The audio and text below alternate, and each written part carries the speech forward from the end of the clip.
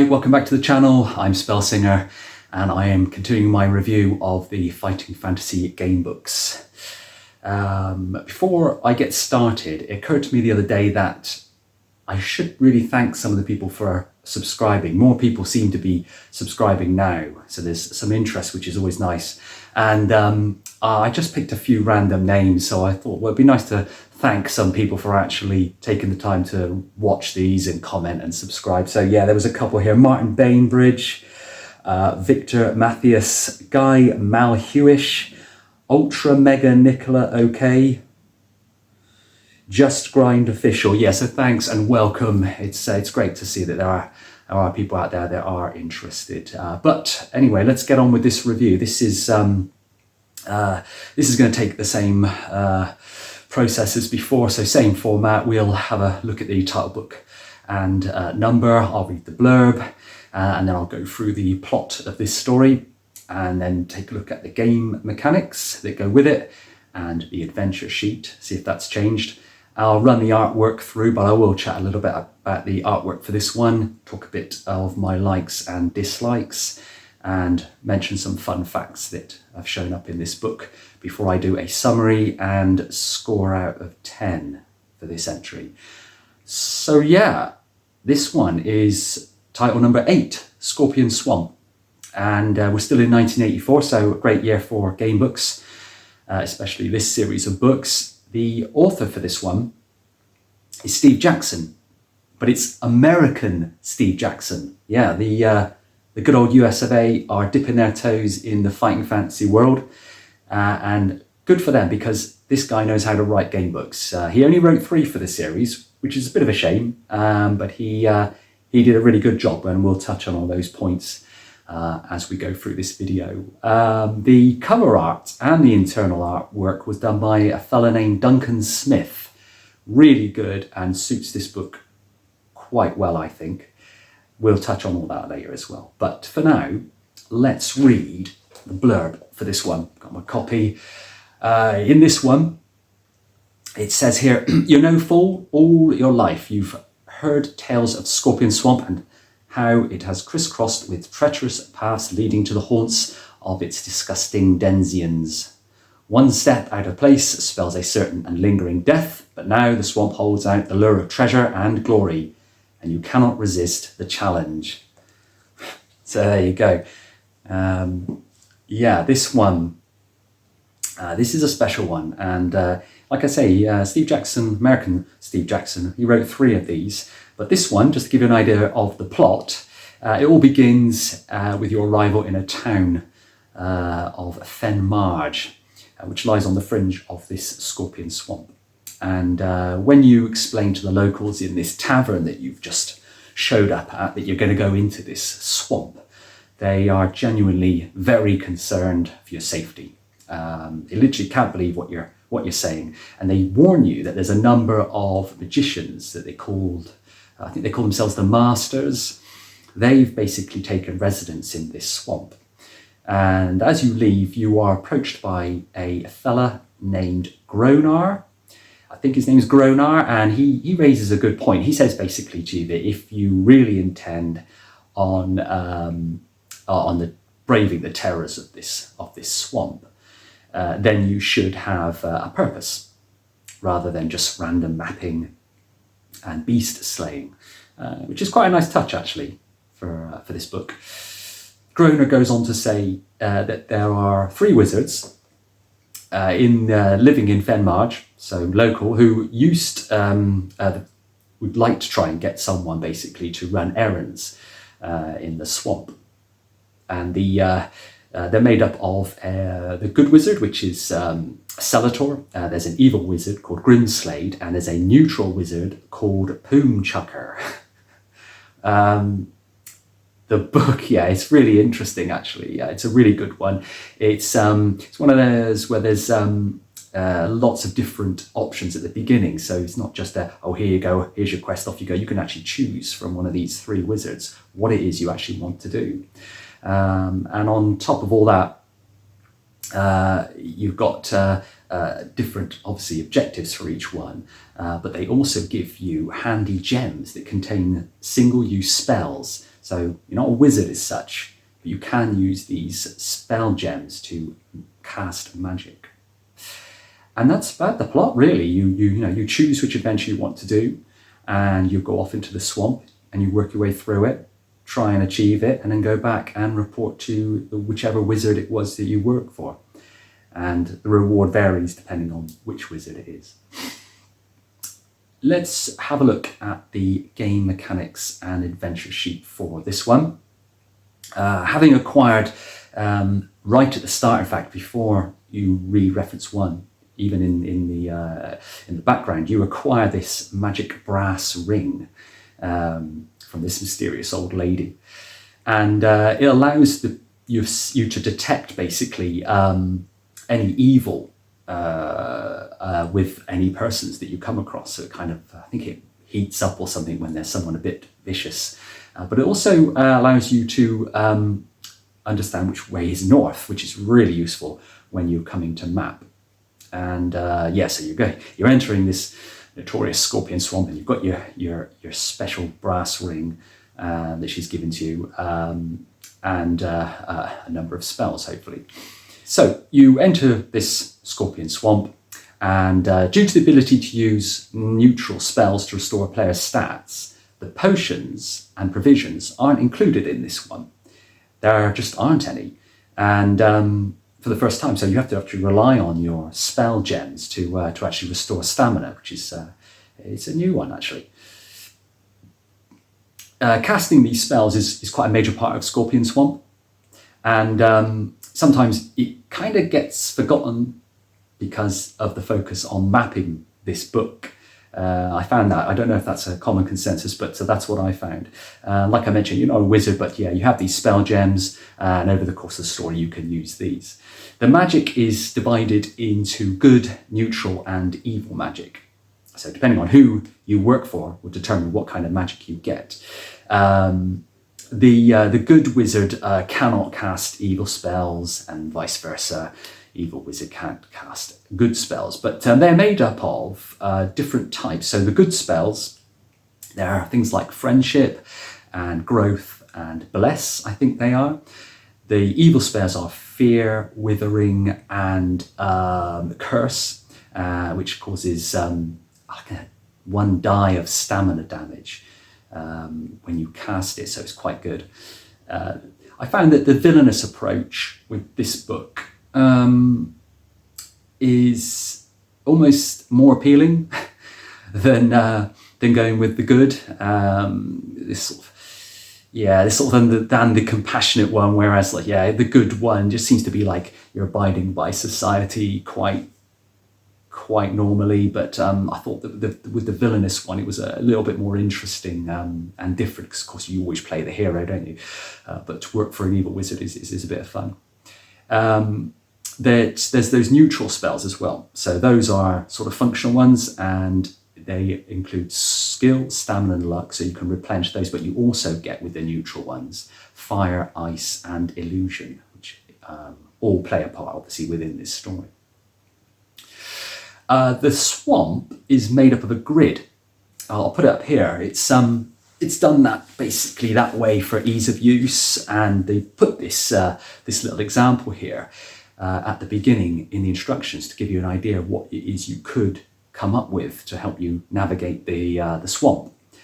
So that's quite a nice idea, and it sort of describes in deep detail right at the start using this clever little image, and you can base your map on that. The clearings all have IDs, so they're all numbered as you get to a clearing in a book, so easy to keep track of, and you're instructed at each one. It'll say at the beginning, if you have been here before, turn to reference whatever, and then that reference will obviously describe that particular area slightly differently if you have been there. So for example, if you've killed a beast, that beast body will now be there, or if you set fire to the place will be charred at this other reference. So it's quite a nice little mechanic, and it does work quite well. It takes you out of the game slightly reading that reference at the beginning of those areas, but if you can see beyond that, then it's not really a problem.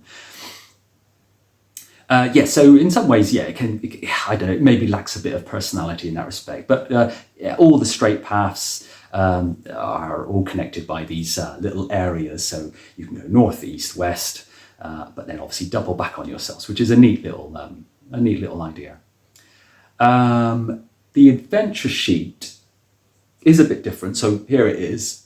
You've got your usual attributes, but you've obviously got here, as well as your items collected, there's a place for your spells, your spell gems, so you can list those there as normal. But otherwise, it's not massively different from that standard one we're always seeing, and it's perfectly good for this. It's not missing anything. There's not really any need for gold, potions, or provisions in this one, as I mentioned. So it's perfectly fine. But yeah, no real change for the adventure sheet. The artwork is superb. It's quite, I'd say in general, it's quite simplistic. It reminds me a little bit of Starship Traveller, where you had that kind of iconic look, but it really appealed to that particular story. And I think the same applies to this one. So there's an equal number of images representing the swamp, so you get an idea of what it all looks like. It's quite nice, but also an equal number of the creatures that it inhabits. So as you're wandering through it, you get an idea of what's coming up, and the creatures are very random. There's some obviously normal the scorpions, as you would imagine there would be, but a lot of the wildlife in the swamp can actually come to life as well. So that's quite a nice touch. It's very expressive. In particular, the facial features of a lot of the characters that are portrayed, really done very well. Duncan Smith was involved in the Fighting Fantasy introductory role-playing game, and also Out of the Pit. I don't know if he did an awful lot else for the series, the Greenspine series, but he was involved in other projects as well. So yeah, really good. Very impressed with the artwork. I got a fave picture, I'll put it up here. This Master of Wolves standing sort of, I don't know, nonchalantly in his doorway with his chest showing and his cool little talisman that he's got there. And obviously those are the things you need to collect from the masters. But yeah, that one always stuck in my head as a kid. Okay, so just to touch on the likes and dislikes for this one. Dislikes, with each clearing in the swamp, having a number. The biggest problem was that there's no real flow to the story. Each area is like a separate entity, so you feel like you're going from one area to the next. You deal with what's going on at that area, and then you just go to the next one and deal with whatever goes on at that area, and so on. And it just keeps going on like that for a while. But I don't have any problem with it. I quite liked it, in fact, but I can see how it might feel that the flow is not necessarily there. But yeah, it's just like a series of independent challenges, really. Rather than going on a quest, following the narrative and progressing through the story. It's kind of like a bit odd when you backtrack, but like I say, I quite liked it. I like the challenge, but this is one of those books where you could do it with minimal stats, minimal skill and stamina and luck. You could possibly complete this one. There is a high amount of draining of stamina going on in this book, with very few chances to regain it. You only have your spell gems, of course, so no provisions to actually regain stamina. So I found every time I finished this book, by the end, I'm at minimal health. But like I say, I quite like the challenge, but I'd always like to be beaten by something clever, as opposed to, scratching my leg on a thorny bush or something in the swamp. But yeah, it's noticeable that you don't have those provisions. Really like the open world of Steve Jackson's books, American Steve Jackson's books. All of his books are like this. We'll get to the other books of his later on in this series of videos, but this one, really liked the open world. It's nice to be able to backtrack. I quite like that, and revisit places, plus see how previous areas have changed since you last passed through them. So that's a really nice touch, and is kind of unique to this series of books. Fun facts for this one. I looked this up because I think I heard it on a website somewhere. So American Steve Jackson, his company, Steve Jackson Games, was once raided by the US Secret Service, no less. They seized a manuscript for the GURPS Cyberpunk because they thought it was a computer crime hack book. Which obviously rather than a role-playing game supplement set in some cyborg cyberspace near future setting, it didn't help probably that the author at that time was an actual computer hacker who the Secret Service were investigating. But I think the raid might have been a little bit too much. Way to go, Secret Service. Yeah, that actually happened. So who'd have thought? The book has 3 different endings, which is quite a nice little change, unlike most of the other ones, obviously, which all end on page 400 or reference 400, whereas in this one, reference 400 is just another reference amongst the others. That's a really cool thing. I like that. That's always it's always good to have something different. It's true that it's the first game book set in the continent of Cool as well. Although I think this was not made explicit until the sort of the release of Titan, when that came out in 1986, I think it was. So there's a couple of fun facts for you. Tell your friends.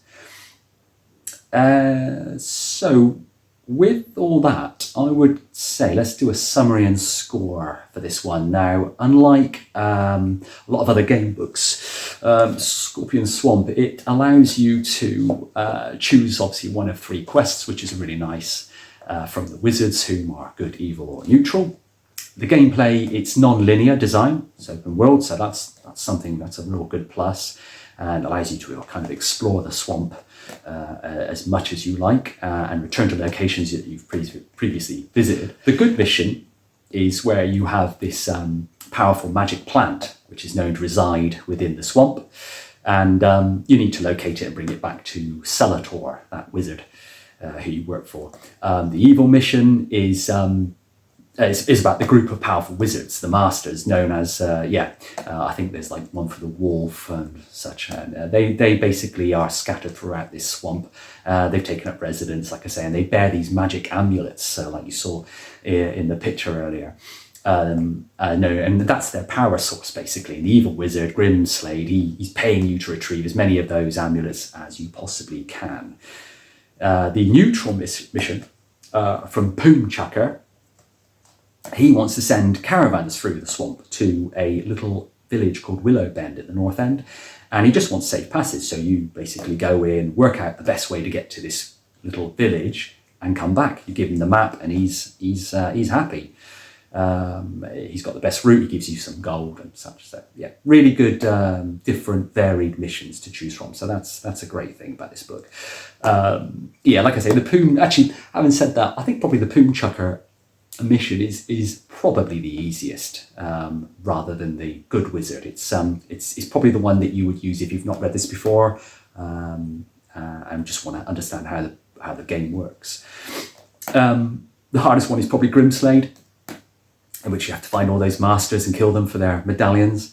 There's a few general features that make the book easy. The victory conditions are very clear, so you can get you can sort of play conservatively and avoid things that aren't directly contributing to your own mission. So if you come across something, think, oh, that's got nothing to do with what I need to do, I can move on. So you can progress quite quickly and safely, which is good because, like I say, stamina is not easy to come across in this one.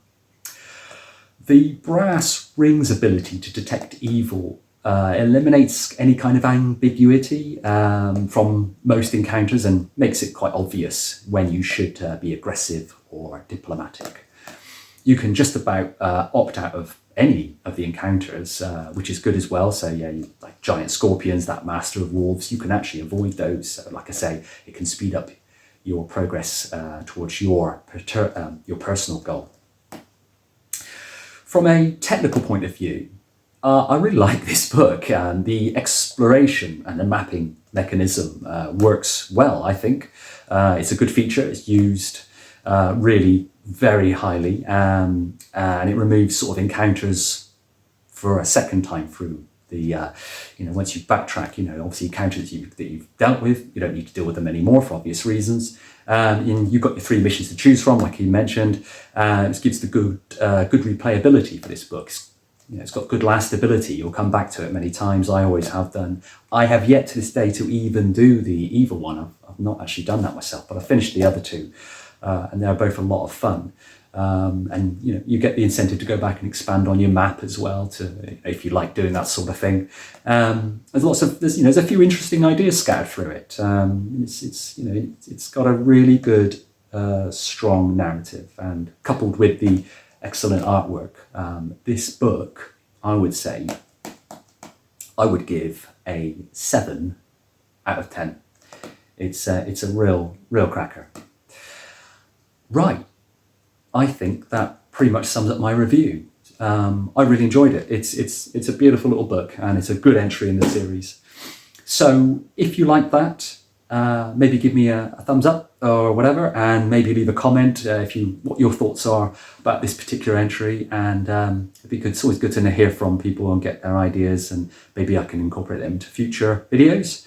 If you really liked it, then just maybe hit that subscribe, then you get your notifications as normal. But in the meantime, take care of yourselves, and I'll see you in the next one.